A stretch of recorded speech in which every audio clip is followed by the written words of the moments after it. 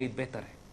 یعنی جو بزرگ پہلے فیصلہ کر گئے اسی کو فالو کر لو, اپنی عقل مت لگاؤ, چونکہ تم خود غلام ہو, تمہارا ذہن غلام ہے, تمہاری فکر غلام ہے, تمہاری سوچ غلام ہے, تم اس قابل ہی نہیں ہو کہ جدید دور کے مسائل کے مطابق اپنے چیلنجز کا مقابلہ کرنے کی. تو اس سے وقت بہتر ہے کہ مت اجتہاد نہ کرو, تقلید کر لو, تقلید بہتر ہے.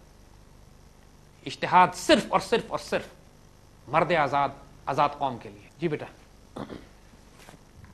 سر توحید کی حقیقت کیا ہے, اور کیا اللہ تعالیٰ کو ماننا ہی توحید ہے, ایک ماننا ہی؟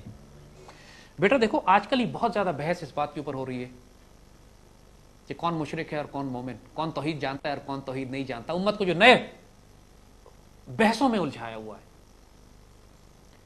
میرے بچوں, توحید لا الہ الا اللہ ہمارے کلمے کا جو پہلا حصہ ہے وہ مکمل نہیں ہوتی جب تک کلمے کا دوسرا حصہ محمد رسول اللہ صلی اللہ علیہ وسلم اس کے ساتھ نہ جوڑا جائے.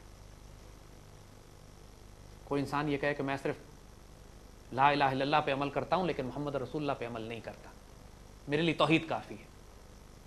نہیں بچے, توحید پر عمل کس طرح کرنا ہے, توحید کی زندہ حقیقت کیا ہے, توحید کی ریالٹی کیا ہے. کیا توحید صرف الفاظ کا نام ہے, کلمہ پڑھنے کا نام ہے, یا توحید ایک زندگی گزارنے کی ادا اور انداز کا نام ہے؟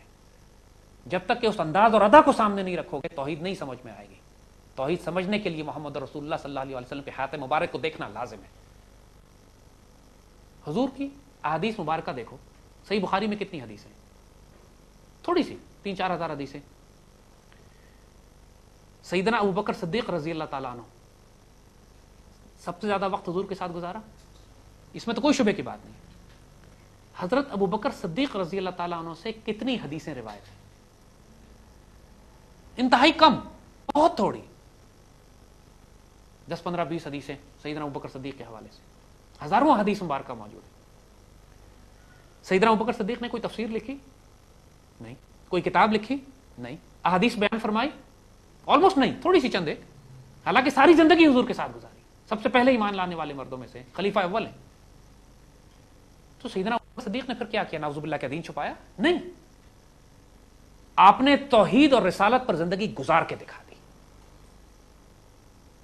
صوفی برکت علی صاحب فرماتے ہیں, فیصل آباد کے ماشاء اللہ کے ولی درویش فقیر وقت ماشاء اللہ, آپ کا ایک کمال ہے ماشاء اللہ کے فقراء کا کہ چھوٹے چھوٹے جملوں میں اتنی بڑی بڑی گہری باتیں کر جاتے ہیں. فرماتے ہیں نہ لکھ نہ کہہ, کر کے دکھا. کتنا بڑا چیلنج دیا انہوں نے اپنے وقت کے علماء کو, حکمرانوں کو, دانشوروں کو, نوجوانوں کو. نہ لکھ نہ کہہ, کر کے دکھا.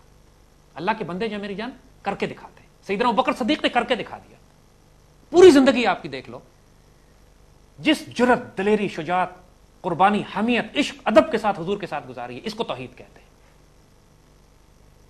توحید صرف زبان سے کہنے کا نام نہیں ہے کہ میں نے زبان نے کہہ بھی دیا لا الہ تو کیا حاصل, دل و نگاہ مسلمان نہیں تو کچھ بھی نہیں. شرم تو فتویٰ نہیں لگے گا اس پہ کفر ہونے کا, کلمہ پڑھ لیا کافی ہے مسلمان, لیکن زندگی کیسے گزاری جا رہی ہے. اقبال اسی پر پھر بڑا طنز کرتے ہیں, آپ کو سناتے ہیں تھوڑا سا اقبال کے حوالے سے. زندہ قوت تھی جہاں میں یہی توحید, کبھی یہی توحید زمانے میں ایک زندہ قوت ہوا کرتی تھی. سیدنا عمر فرماتے ہیں کہ ہم انسانوں کی غلامی سے نکال کر اللہ کی غلامی میں لانے کے لیے آئے. پھر رومن اور ایران, پرشین امپائر تو رومن امپائر سے ٹکرا گئے جا کے. سیدنا خالد بن ولید ماشاءاللہ بغیر کسی وسائل کے, جب ان کے پاس لوگ زہر لے کر آئے کہ یہ زہر ہماری تلواروں میں ہے, تو صرف آپ نے اللہ کا نام لے کر زہر پی لیا اور اللہ نے آپ کے وجود کو ماشاءاللہ کچھ نقصان نہیں پہنچایا.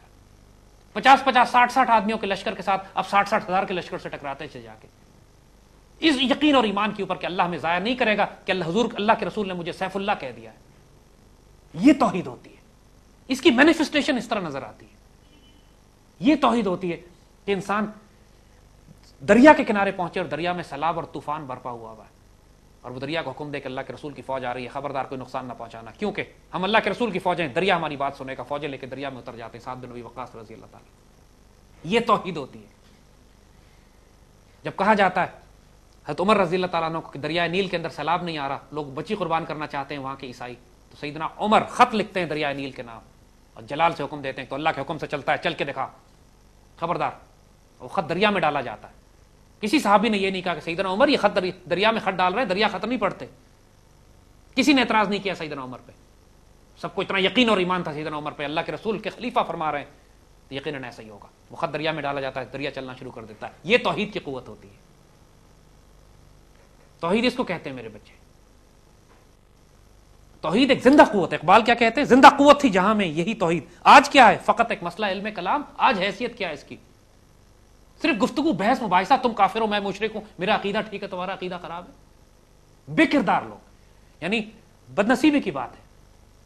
ہم اس دفعہ سعودی عرب میں اللہ تعالیٰ نے موقع دیا عمرے پہ جانے کا، تو وہاں پہ کچھ علماء کے ساتھ جو وہاں پہ بیٹھے ہوئے تھے لوگ، اور مسلمانوں کو ڈانٹ ڈپٹ کر کے مشرک بنانے پہ تلے ہوئے تھے کہ تم مشرک ہو اور ہمارا عقیدہ ٹھیک ہے اور تمہارا عقیدہ ٹھیک نہیں ہے.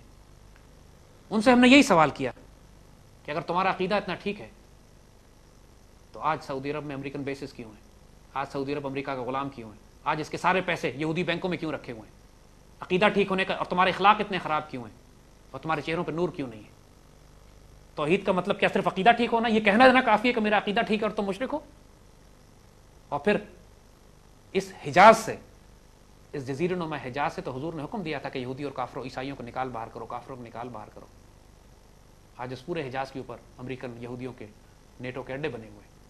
کیا یہی توحید ہے؟ یہ کس قسم کی توحید لوگ فالو کرتے ہیں صرف ایک دوسرے کو کافر کہنے کے لیے؟ توحید ایک زندہ حقیقت کا نام ہے میرے بچوں. وَمَن يَكْفُرْ بِالطَّاغُوتِ وَيُؤْمِن بِاللَّهِ، جس نے طاغوت کا کفر کیا اور اللہ پر ایمان لایا. توحید کی جو کلمہ کی لا الہ الا اللہ کی جو ڈیفینیشن قرآن دیتا ہے، وَمَن يَكْفُرْ بِالطَّاغُوتِ، جس نے طاغوت کا کفر کیا اور اللہ پر ایمان لایا.